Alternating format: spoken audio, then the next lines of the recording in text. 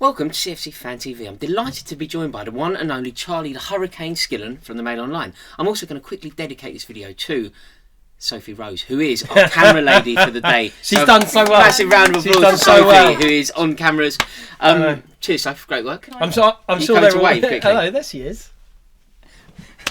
There we go. Back on cameras. Yeah, do your job. Charlie, there's only one place to start, and that is Antonio Conte. Yeah, I was such a huge fan of his, and I've lost a hell of a lot of respect for him this season. Do you know, as much as it pains me to hear you say that, I don't exactly feel the same way, but what I cannot abide and find really, really offensive is the amount of poison and venom that is being directed at him from a lot of people on Twitter. Faceless accounts on Twitter I've seen that. are going mad and saying terrible things about Antonio Conte, and I don't get it. I think Antonio Conte is a wonderful manager. I think what he did last season was outrageous, and I think that this season it hasn't gone to plan. He's made some grave errors, but the team that we have pretty much is the fifth best team in the league, and we finished fifth.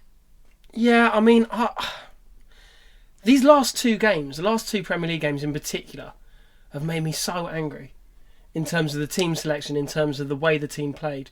When, look, we probably weren't going to get top four, but doing our job and winning our games against, let's face it, two teams that, well, one is not very good and they got the point they needed to stay in the Premier League, and the other one, couldn't move from about 12th. Yeah. It's... Do you know what? I saw a terrible stat that really doesn't let anybody come out with any glory from this season. Newcastle, in their last 17 games, took 25 points. Yeah. Chelsea, in their last 17 games, took 25 points. Yeah, it's pathetic. Same amount of points as Newcastle United. And I don't know what it is, because these games on the paper didn't actually mean very much.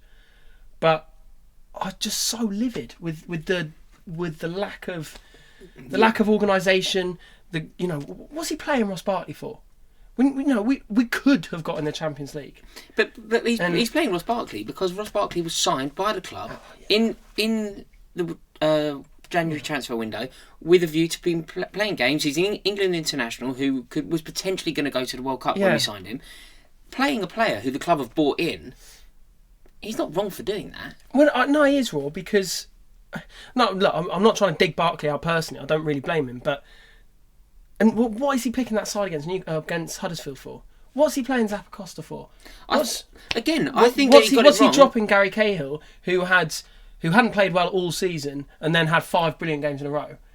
We had to win these games. We've got a cup final to look forward to. But things suddenly from looking really, really up, or relatively so, after the Liverpool game. Yeah, Charlie, I do see your point. But with respect to the Huddersfield game, the side that Conte picked, although it isn't the side that I would have picked, and I think that there were some mistakes made, that side was perfectly capable of beating a Huddersfield team that was scraping around for relegation. Any Chelsea side is, but you've got to give yourself the best chance, and his job is to motivate those players.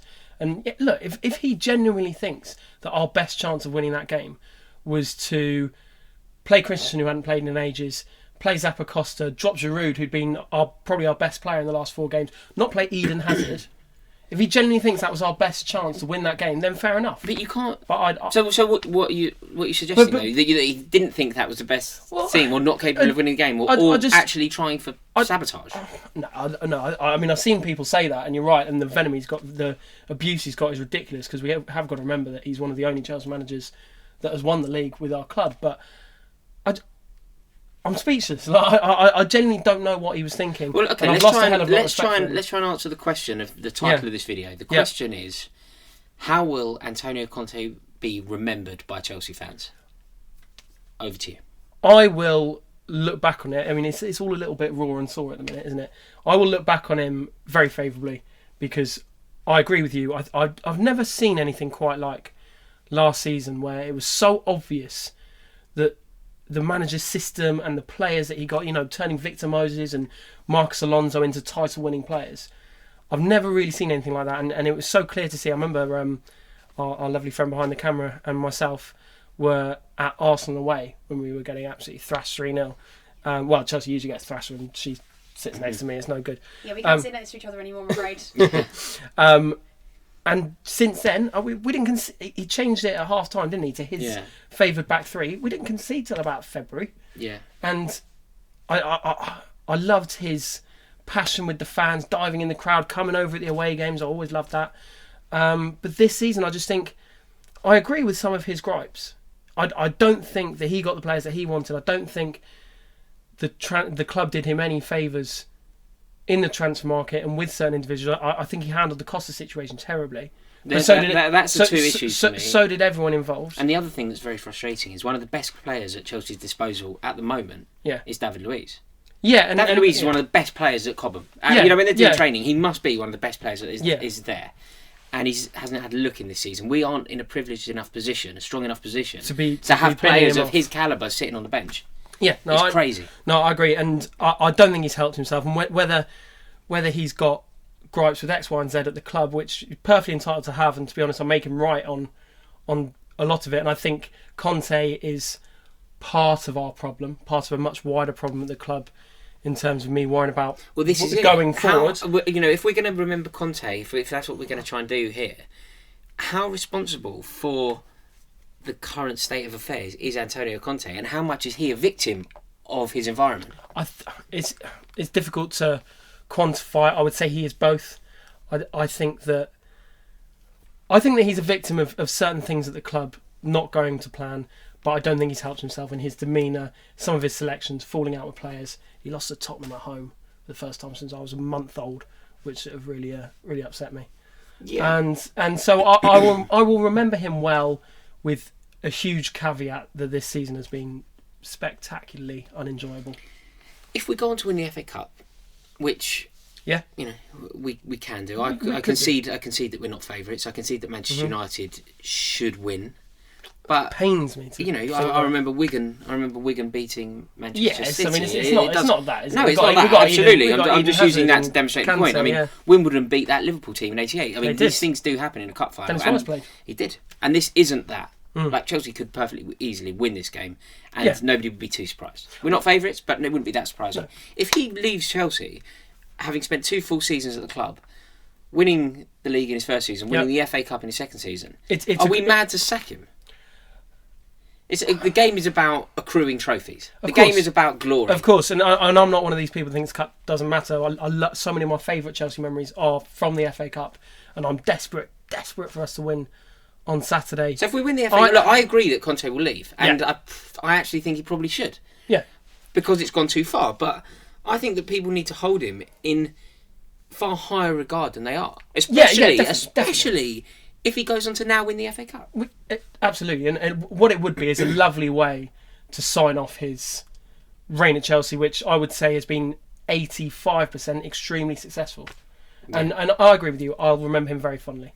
Yeah, I mean, I just think it's so sad, isn't it? Because this is a man who came in, turned it round, and has been nothing but brilliant for one season. Yeah. Like, absolutely brilliant. What was it, 30 wins out of 38 Yeah, games? I mean, it was a record until Man City. Yeah. In fact, a lot of our records were records until Man City. Have you seen that? I know. Every record that they've eclipsed, it was previously a Chelsea record.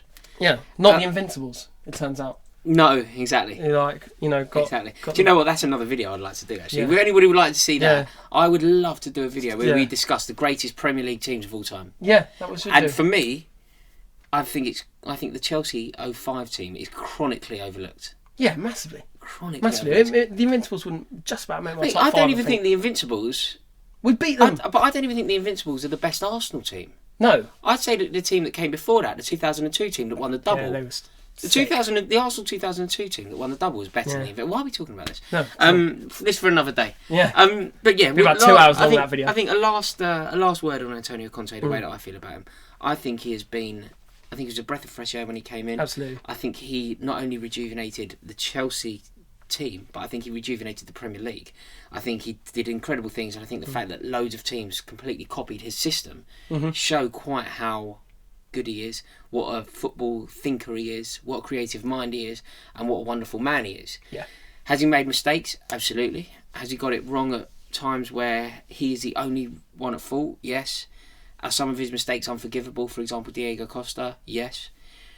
But I don't think he's been given a good hand at Chelsea. I think some of the players that he's been given, Alvaro Morata, for example, is nothing short of a disgrace. Bakayoko, I think, has a future at the club. I think it's a big season for him next year, but his performances this season were so below par. And Zappacosta, for me, doesn't do anything. Oh. So I forever will be thankful for Antonio Conte. Yeah, 100%. I think that he's been good overall. And if he were to win the FA Cup, if he were to leave Chelsea after 2 years with 2 trophies, I think that we should be... I think that everybody should be far more respectful. Time will be very kind to his legacy, if that's the case. I'm sure. And the abuse he's getting, you're right, what you said at the start. Well, on that, I'm pretty sure that I'm about to incur some of that abuse now. So I bring comments. It on. So I really hope you enjoyed this video. If you did, please click the like button, and if you really enjoyed it, drop a subscribe. We'd really appreciate that. And we'll see you all on the next video. Go on, you please.